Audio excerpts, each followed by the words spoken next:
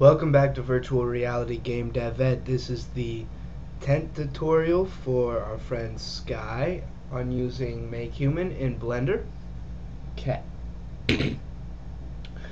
Now, real quickly, what you didn't see was me finishing selecting the parts of the shirt here that we want to have pinned to the body, not acting like normal cloth.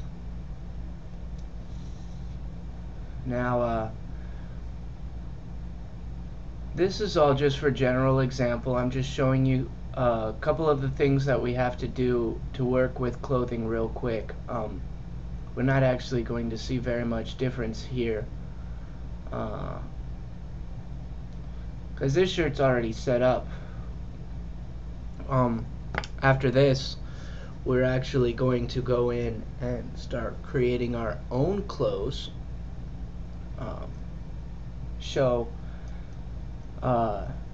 Yeah. First thing we need to do though, we need to understand vertex groups. I've selected these parts that I want to be pinned, so I only want these, the collar and the edges of the shirt, edges of the sleeves, to act like cloth. So, over here, we selected this pinning option. We need to select a vertex group for our pin section.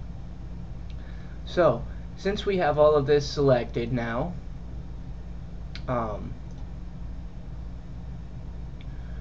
under this little icon right here, and this talks about the mesh specifically. Okay, now you see this little option right here. This is vertex groups. This is what we want. You'll see a bunch of different vertex groups already made up for the model.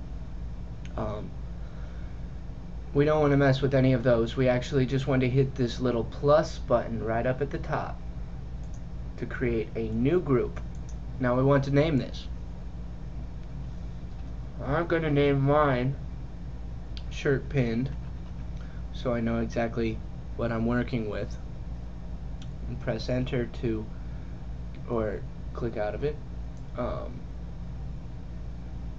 Now we have a new vertex group made for this area.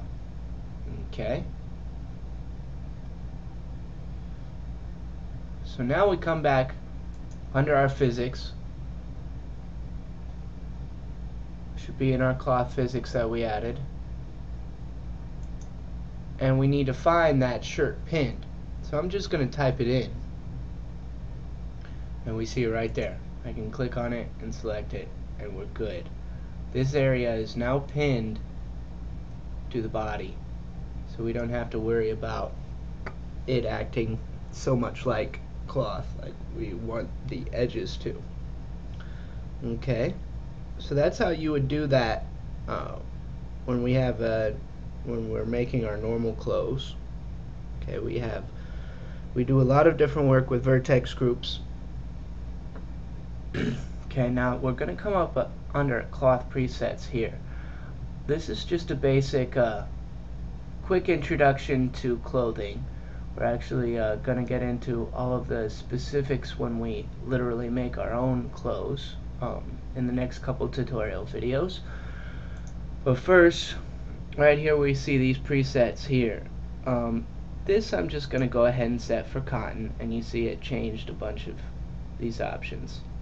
Okay, next thing we want is cloth collision down here. We don't actually want our cloth to flow into itself, so we need to hit self collision here too. Okay.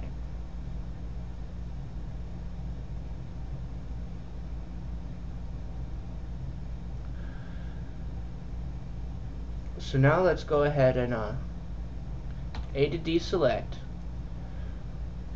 It's real easy to reselect that vertex group anytime we want. All we have to do is just hit select right here. Click on that vertex group.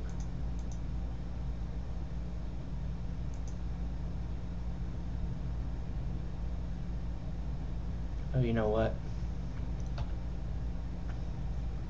I need to Control Z till it's selected. I actually forgot to assign this to that vertex group.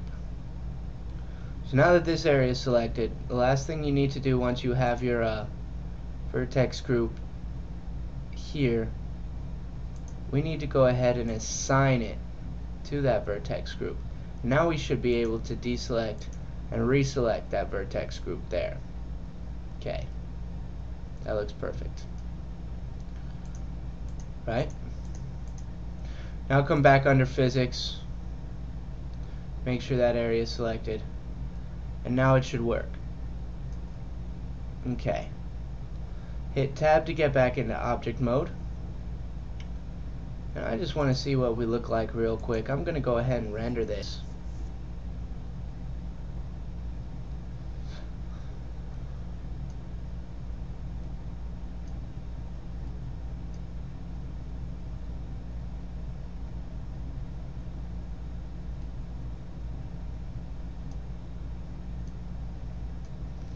See how the shirt looks since I've been editing it a little bit.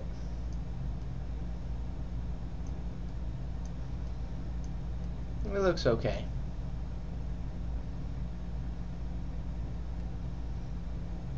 Alright. Now we get into textures. Now we're on the sweater. Go back to your 3D view. In object mode, have your sweater selected here. You can right click on it here, or just click on this over in your outliner menu.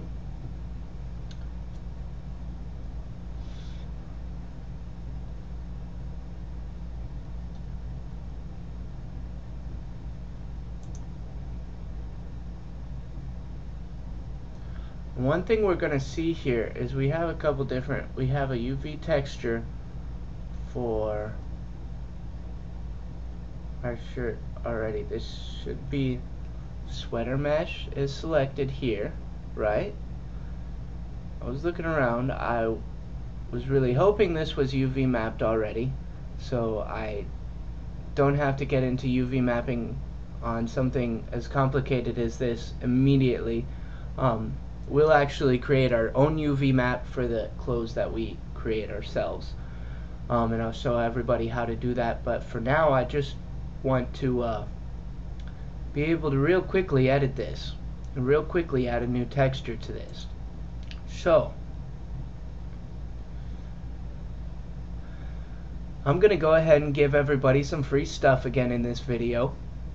Okay, so go ahead and save your work right where you're at. Okay, exit out of this, open up your browser, type in vrealitygames.com. This is our website. Like us on Facebook if you haven't already. Click on the virtual reality game dev ed page and come down to the very bottom, and you will see our links for free files that I'm giving away. I'm giving everybody a little bit of a few textures that I made in FilterForge. Now I'll put a link at the top of this video to our FilterForge tutorial for everyone if you'd like to download and start using FilterForge yourself. It's an amazing program that makes specifically designed for creating textures, and it's what I use to make all of my textures. So go ahead and just download this free .rar file that I have here, and if you don't have anything to unzip your .rar file, I actually under our Death Suds of Doom page, I actually went ahead and gave away set up a link to this a download for this file, this program called WinRAR 390, and this will unzip your zip files or RAR files and also zip them back up for you if you want to make new zip files and whatnot. This is a good program for that. It's good, it's cheap, it's free. Can't beat that. Can't get cheaper than that. And this is actually one of the first games that we released. If anybody wants to play this game, you can actually click on this image and it opens up the web player right here. Go ahead and install that web player and you can play it right here on our website. However, if you have a little bit of trouble playing it on the website, for a limited time you can also download the first level and play it as a standalone program right on your computer. Okay, so make sure you download this so you have this to work with. Okay, these are the free texture files I'm giving away, and I'll show everybody what is in this file. Okay, this is all the clothing textures that I'm giving away for free real quick. We have some silks, some plaid, some regular knit, some just plain textures, clothing textures, and some fancier stuff, a camo texture, a tie-dye texture, a couple neat sweater textures, you know, just some basic free clothing textures that everyone can use. So you can go ahead and download that file, and once you unzip it, you'll have all of these to work with for Blender. Okay. So go ahead and come back into your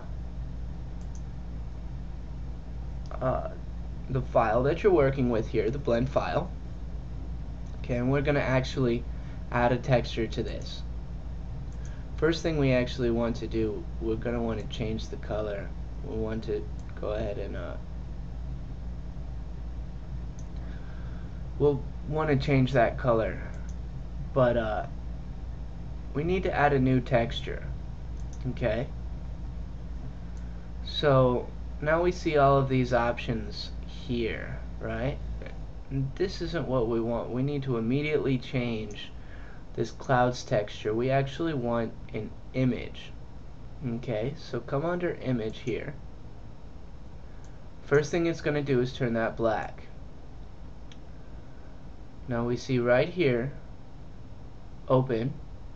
You can create a new image if you like, but we're going to open up the images that we have in our texture folder.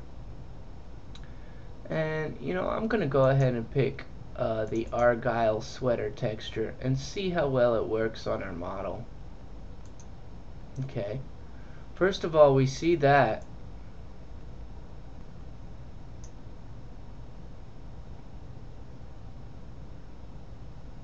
we're not it's not showing up yet. So we're gonna have to do some things to actually change this model.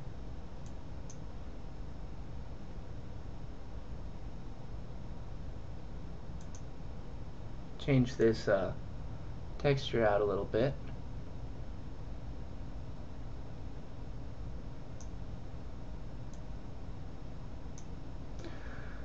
Change this intensity to full. Okay.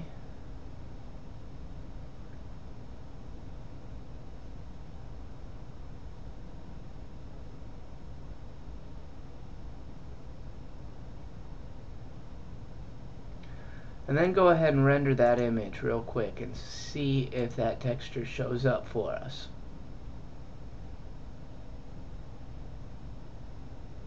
See how well it's UV mapped.